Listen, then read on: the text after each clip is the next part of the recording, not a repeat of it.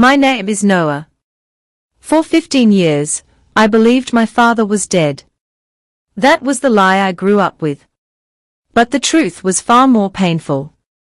When I was only 7 years old, my mother passed away after a long illness.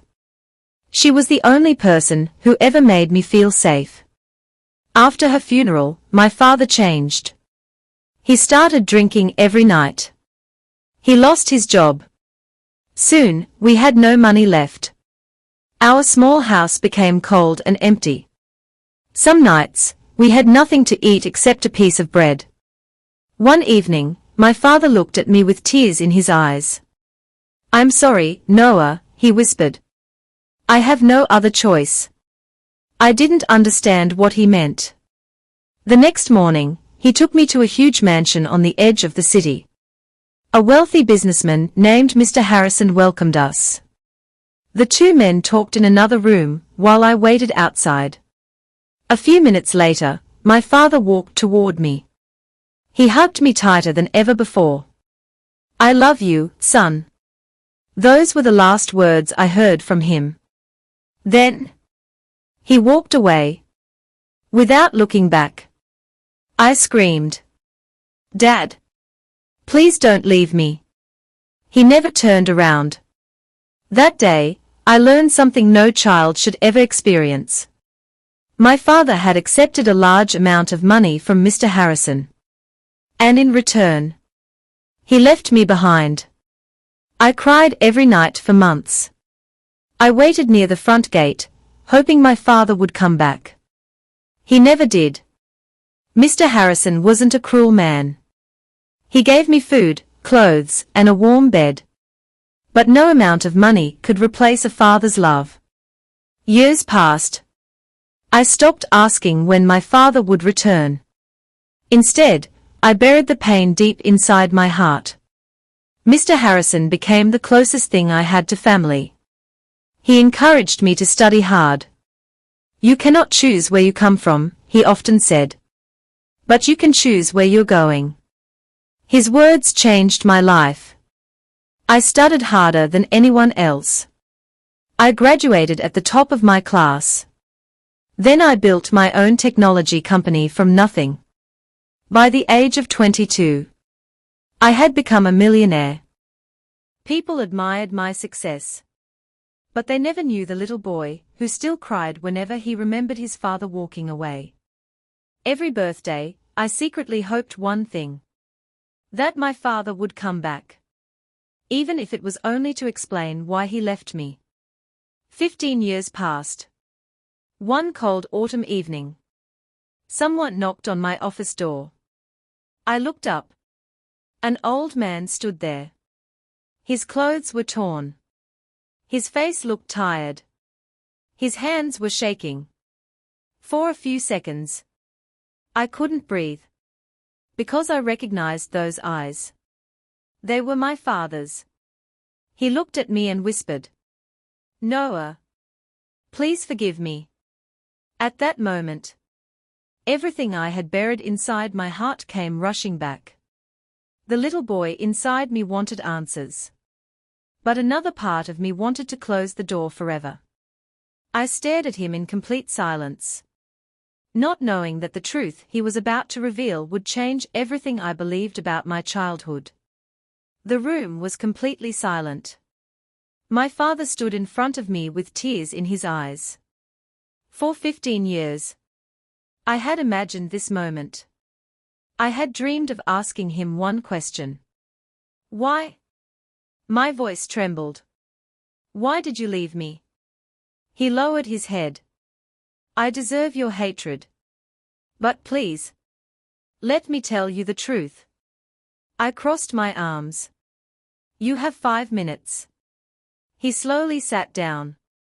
His hands were shaking. "That day, Mr. Harrison didn't buy you." I frowned.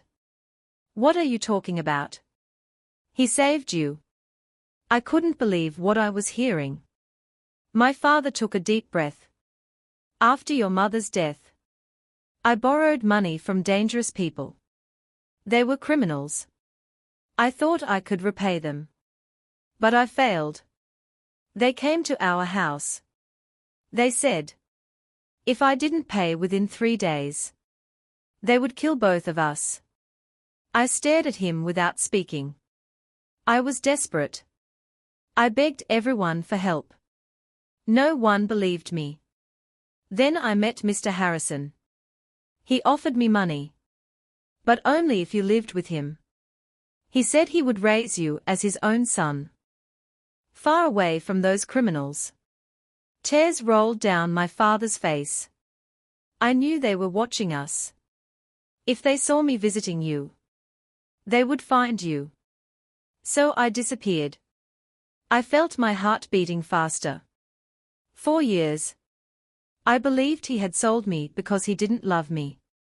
Now, everything sounded different. But why didn't you ever contact me? I asked. He slowly rolled up his sleeve. There was a long scar across his arm. They found me. They wanted to know where you were. They tortured me. But I never told them. I couldn't move. I spent years hiding. Working small jobs. Living in fear. I wanted to come back every single day. But I couldn't risk your life. He pulled an old wallet from his pocket. Inside, there was a tiny photograph. It was me. Only 7 years old. The edges of the picture were worn out. I carried this every day for 15 years. I never stopped being your father. Tears filled my eyes. For the first time, I saw not a man who abandoned his son, but a broken father who had lived with unbearable guilt. Then he whispered something that shattered my heart. I don't have much time left. The doctors found cancer. I came here not to ask for money. I only wanted you to know. I never stopped loving you. The room became silent once again. Outside, rain began falling against the windows. I looked at the man I had hated my entire life. And for the first time, I didn't know whether to forgive him or to keep blaming him. For a long moment, neither of us spoke. The rain outside grew heavier. I looked at the old man sitting in front of me. His face was pale. His hands were trembling.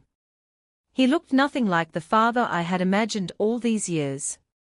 Finally, I broke the silence. If everything you said is true, why didn't Mr. Harrison tell me? My father smiled sadly. Because I begged him not to. He promised me he would only tell you if I never returned. He wanted you to grow up without fear. At that moment, my office door opened. Mr. Harrison slowly walked inside. Even at his old age, he stood tall. He looked at my father. Then he looked at me. It's true, Noah, he said quietly. Every single word. I couldn't believe it. Mr. Harrison sat beside us. The day your father came to me, he wasn't asking for himself. He was begging me to save his son. He refused to keep a single dollar. The money went directly to paying those dangerous men. I also arranged for both of you to disappear. But your father refused to stay with you. He believed they would keep searching for him. He chose to suffer alone. So you could live. My heart shattered. For 15 years, I had hated the wrong man. Tears streamed down my face. I slowly walked toward my father. He lowered his head. I don't expect forgiveness, he whispered. I only wanted you to know the truth before I die. I couldn't hold back anymore. I wrapped my arms around him. He froze. Then he began crying like a little child. I'm sorry, I whispered. I hated you for so many years. No, he replied. You had every reason.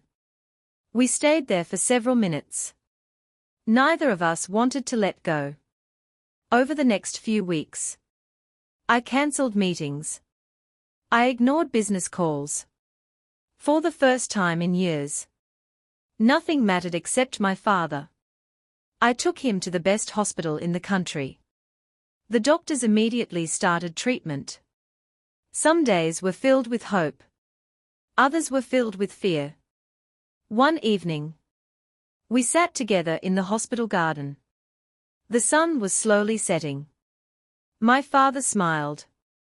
You know, I watched your interviews on television. I was so proud. I wanted to tell the whole world. That's my son. I couldn't stop crying. You should have. He laughed softly.